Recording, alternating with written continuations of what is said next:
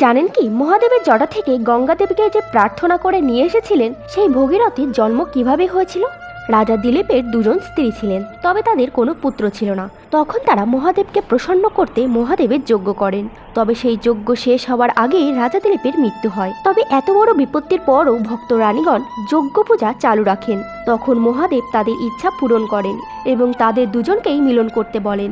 তাদের দুজনের মিলনে ভগীরথের জন্ম হয়, তবে তার শরীরে কোনো হাড় ছিল না। বড় হওয়ার সঙ্গে সঙ্গে তার দুজন মাতা ও বিনা পিতা থাকার কারণে সবার কাছেই উপহাস হয়েছে। তবে একদিন ঋষি অষ্টবক্রর সঙ্গে তার দেখা হয়, যার শরীরে 8টা স্থানে বাঁকা ছিল। তিনি ভগীরথের শরীর দেখে ভাবেন তিনি তার সঙ্গে মজা করছেন। তখন ঋষি অষ্টবক্র ক্রোধিত হয়ে তাকে অভিশাপ দেন, যদি তিনি সত্যিকারের মজা করেন তাহলে আগুনে পড়ে ছাই হয়ে যাবে, আর যদি তিনি না করেন তাহলে সে সবথেকে সুন্দর পুরুষে পরিণত হবে। তখন সেই অভিশাপের কারণে ভগীরথ পূর্ণরূপে সুন্দর পুরুষে পরিণত হয়।